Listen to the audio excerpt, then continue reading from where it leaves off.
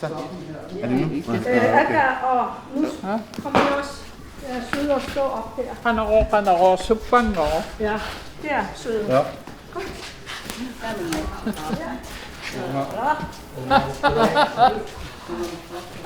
Så er keramik. Ja, 2 minutter, 3 minutter, der er budt i sæppel. 2 minutter. Jeg skal tisse. Nej, hold op. Skynd dig lidt. Det har vi overhovedet ikke regnet med. Nej. Tænk, hvor meget jeg kunne have arbejdet Ja, med det. vi har reddet en hel dag ud af kalenderen her. Vi får travlt i morgen.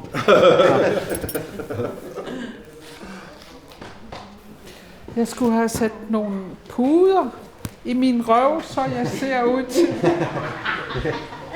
Det er for sent nu. En ballon. Små balloner. Altså. Celui-là, le pied, ça. La colline n'a pas chez les autres.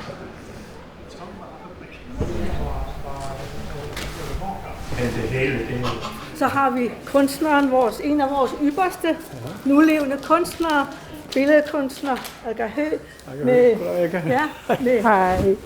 bier og natur som inspirationskilde. Og Aga samarbejder med murer, bygningskonstruktør, sten- og billedhugger Thomas Kjær Andersen. Ja, og så har vi på den måde et samarbejde kunstnerisk tværs over Atlanten. Et godt team. Et godt team. Ja.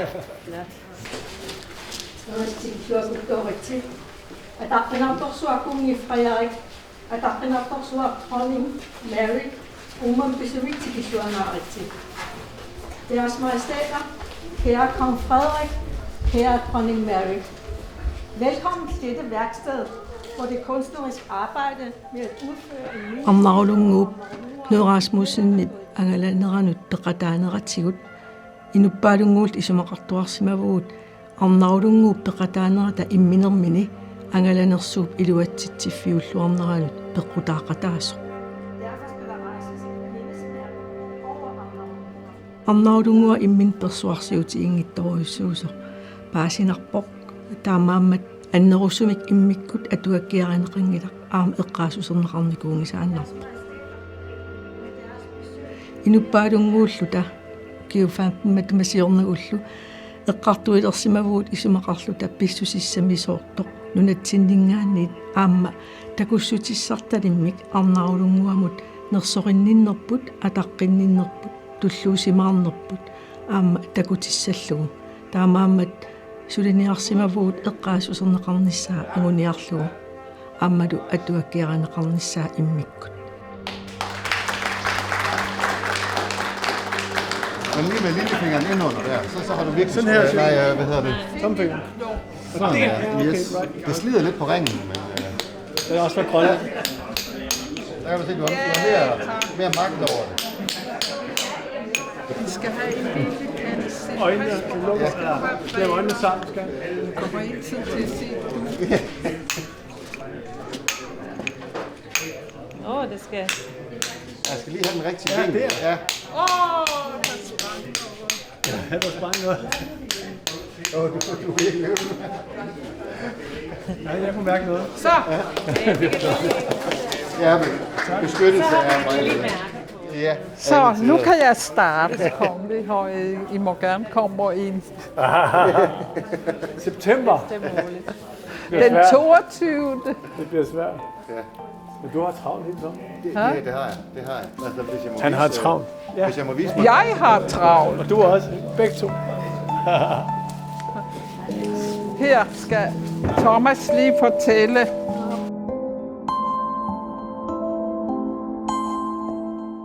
Arnaulunguaq inungorsimavoq inuit angala narluti inuunerisanalaanni imatut aaliangersimasumik illuqarfeqangillat angalaannartuupput piniarfissatu pitsaanerpaa qinertarpaat aasiffissatu ukiiffissatut aama ukioq pitsaanerutinnеqartarpu taamanikkut qimusserluni sumukarusukkaanni angalarusukkaanni apummik illuikkiorluni иллуикканнаюақарн тааманиккут аторнеқарторуйуссуугоқ арнарулунгуuналаани Suliatas aperitipungua arnarulungu eqqaassissa suliarisinnaanginnerigatas soornam eqqarsartoruyussuung sunaasava ila arnarulungua arna uataan tupinnar atarpisukuluullu init nunam tungalluarte piviusor arna ta sunaasava eqqasarpung nunatsinningaan soornam ujaraatissavara Danmarkim kuisam sanassangilanga nunattapigisa aterusuppara ujarak aterneqarpiornajaram aam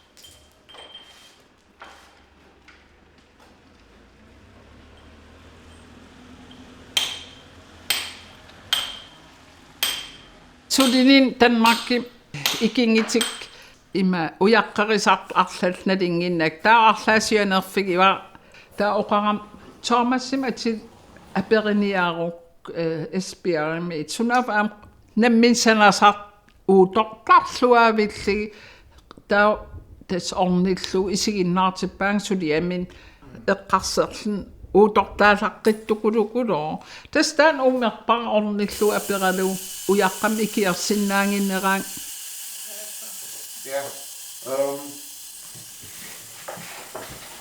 Men når vi har smokkelstenen, jeg laver en skabelon efter bunden af stenen der. Ja.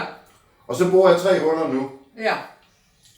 Og så kan du tage den skabelon, og så kan vi placere den oven på toppen af den her, hvor du vil have den. Oven på den der? Ja. Soklen? Ja. Prøv at se.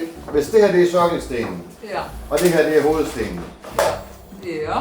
Jeg laver 3 huller deroppe, Ja. og en skabelon af bunden. Ja. Og så tror vi nok, at den skal stå sådan her. Men hvis du gerne vil have, at den skal stå sådan der, eller sådan der, det kan jo godt være. Det ved du jo først, når du ser det. Når jeg først ser soklen sammen med den. Ja. Så jeg laver nu en skabelon af bunden af den her sten. Ja. Så kan vi tage den skabelon og lægge ned oven på den her, og så sige, det er her, den skal stå. Ja. Og så ved jeg, hvor de huller de skal være henne. Og så først der borer jeg hullerne, sådan så. Ja. I understand. Good. Agreed? Basiva. Er det forstået? Ja. Okay, Basima. Basiva.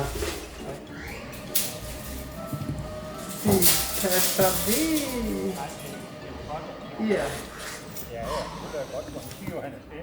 Naqaam kusana. Soornam tan sulia unanaqqaniitis mumikkin tan suliassaq noqaarinikor nuippat suliassaallartissava.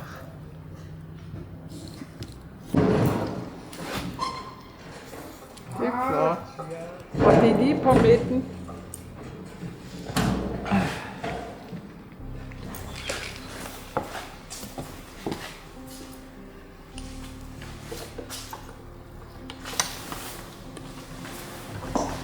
Perfekt.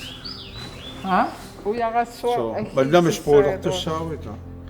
Naami. Ja? Naami. Aperiniao. Imma. Kommer du ikke til at spole her i området der, eller hvad? Hvad siger du? 1970 Knud Rasmussen nippa unnoringortorsiornissaan tungatillu ipat angalaqataunga ipat akiinermi taavalu aamma taamanikkut 52 ekspedition nippa angallavigisimasa tamaaviat angallaviivaa ortaanfiarsimi qimussimiungittu kisiani nuannarasarpaa tigeqqaangaa akiinermi ipat naujaat tassani naapikkakku ipat apersuullunga arnaulunguam naapitsisimaso lia arnaaja taamani kortaalfiarsun femi ortaalfiarsinu kioqarpu taamaattamik arnaulungua akukitsormi nunnivianni impaat ukiisaqattaarnaarni tassani ilagisarsimava tassangaanniillu taava arnappa taassuma kalaallippa qanuqassu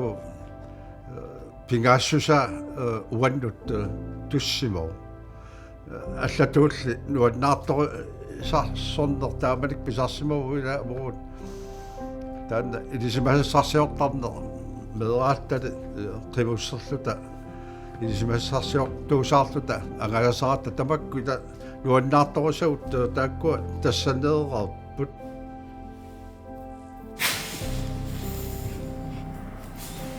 Oqalaqatigiittaratta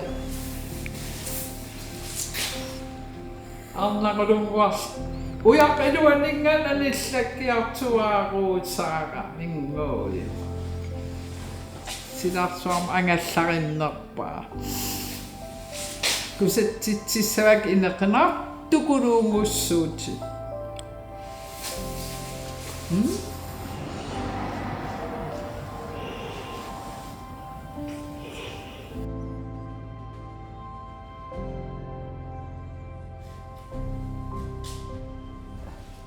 Tansudiastunniunneqarman tulluutoruissuun taaval merserigaluarlu immin utoqqatsigullung aama kisian eqqimiitutiartuttaamat eqqarsarsisunalin soortapernaag pisartugu taatas maanipung sapalakinnera uyaqqam ujaarlerling una ujaartu pinnarner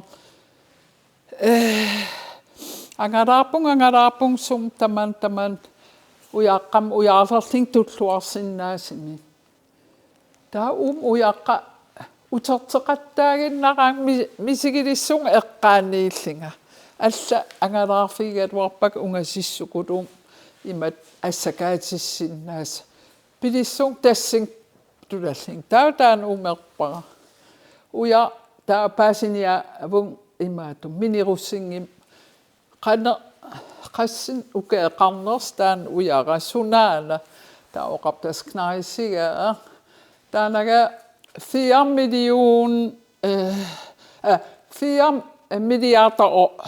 milliarder ima taamat ukeeqarta taa ila pitsasia ayingilatas mangernerarpaa taa paasivaarsuliareleraqqan mangertigisa taa as nunam tungagam una uyara init arnarulunguamul qiperugassan aam tungasoruyussuulun una soor assakaalna aataa nuisertaa allangortippallaarnaga ujaarsuliaqerusukakku taatas taan umerparput 4 5 6 7 8 9 11 tasqulaaman qaqqarsuaraagu una suars ingerlaartulu ippo taapan qaqqaruyussua angalaffi taamakkutas uyaqqanammin assingin angalaffiin kaayallalluutas taavat pingaarluntaan uyaqnammin oqaluttuarner suliarineran qimmisaqqimikaaneri tupinneqigam takigak qimmi tunuan takigakki taamaam qimmi amerlaner tunuani ukkuunangaan aallariarti ikan eqqissilti marlungui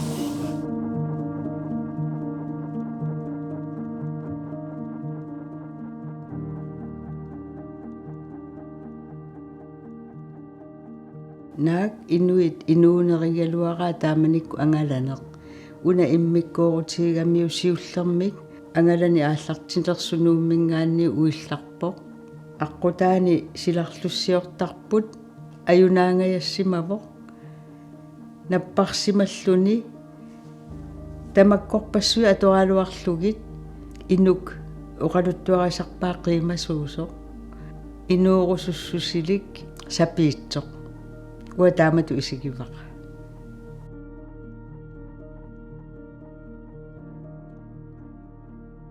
Aka vil jo have en nål igennem stenen, og vi har været igennem flere forskellige principper, hvor man eventuelt havde en to-styks løsning, hvor vi bare lige limede et stykke ned i og et stykke op i.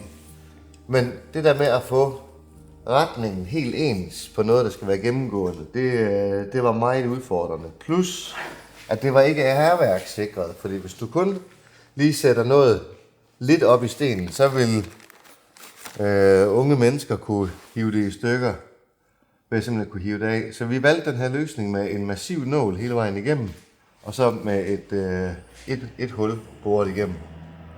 Og den lavede vi ved, at jeg lavede en atrap ud af et kosteskaft, som vi så har bare snittet, som vi har brugt som model. Og så har vi fået Nuuk Skibsværft, som er eksperter i at arbejde i rustfri stål. De har simpelthen fået lavet en tro kopi af den her, og så er jeg dækket af med gaffatape på stenen, fyldt hullet op med lim, og så kørt nålen ned i går aftes der. Så nu sidder nålen fast i limen i stenen, og så skal jeg have alt afdækningen af, og så skulle det gerne stå helt rent, når jeg er færdig med at få afdækningen af. Om et par timer. Og så især med folk som Aka, altså, hun har sådan en sjov, legende tilgang til det, som man virkelig kan lære af. Altså, hun har ikke glemt at være barn. Den måde, man kigger på ting. At der bliver man sgu nogle gange hurtigt voksen for at sige, at det der, det kan ikke lade sig gøre, og det der, det kan ikke blive til noget, hvor barnet vil sige, hvorfor ikke?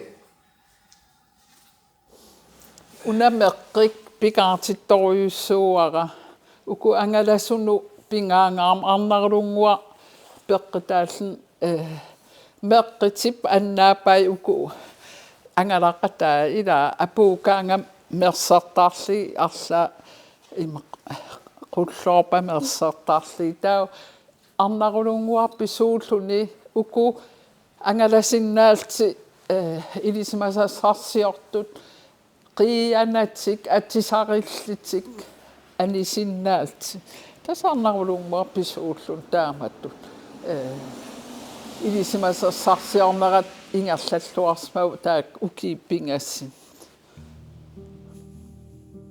arnaulungua sudilunnit aallarasi qatangutit annaavat kiisaamma uittoquu sulilu angalanersiluamik aallartingittoq taamaattoq aalaangerputit qimussimik angalissarsuaq ilaaffigrusullu angalersuup erloqinartui tamaasatorpatit arnalummi angalaarneruvoq ulapaarfiuyuartoq аллатумми ajornartumik angutaangaanni arnaagaanniluunnik уллунааллугу ингерлагусси уннуисаақалертарпоқ киссарторторнissarlu иллат сулиассараат qulleq ikikкукку neqissaq qalatsuut тамаммик qaarsilaalерпата килорпартиссааtit аммераллутиллу улу меққуллусаккуалугин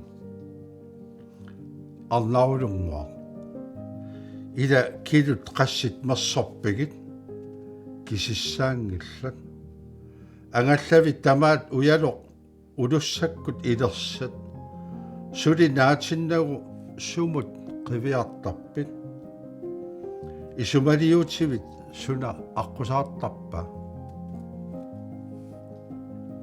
Meranguussit ataatat pilersuisorsi annaavarsi niviarsiarnguugavit ileqqutoqqamalilluit pilliutiineqartussanguravit susoqalersor takullugu anit qissaserpo anaanap naakkittarnera ayugaavu annaqqarputit inuttullu makeqqillutit arnaulunguar angalanersuit innuup ataatsip tusaamasaassuttaa ilinnut angalanerinnaavo piniariarneq аллатулли ittor inukkisivit ukisileruit tupigiviu inuunert nutaamik pissarсивик агутимарлу qamutini ajattorlugillu kaassua suagarni issarsuup ataani ippullugu neqissaqqinarlugu inuutsissaqarnissaq kisimi suna ilunni misigaayu ataqqinassuseq uyagaat susassarinagu angalaneq piniarfimmi ataqqinaaserneqartangitsoq nakhueqaternili inuuneq inunni ilittulli inuusut akornan tikitarn tamani illit miterlu eqqaamaneqarpusi tikiffigisarni tamani arnaulunguaq silassorinnerit qiimanerillu katassaanatik piuyuarput eqqaassusingilaatsit allaaserinatillu anersaalli nakuussutsillu ataavarput nakhueqatitta attataan arnaulunguaq illeqartsinnak angaaneq apuuffeqanngilaq arnaqartsinnagu lunarsuga ilaannakuuo angaanerlu apuuffisaqarani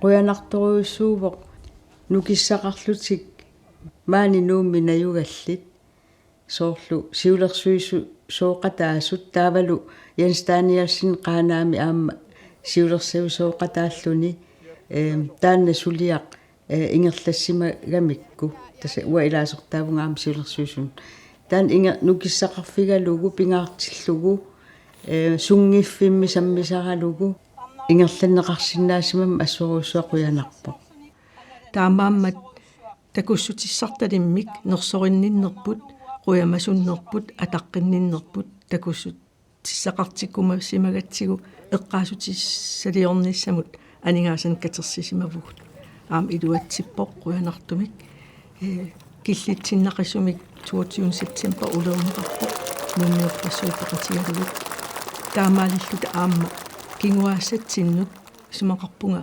эққааситсиссутигинеқартассасоқ тааккунунга исситтормиутут кинаассусеқарнерпут таамаалиллуна аама арнарпигиннаа саник уликкаартуп qanunnuannaartunartigineраник аама малигассиутигинераник аама такуссутиссаассоо кингулиссатсиннут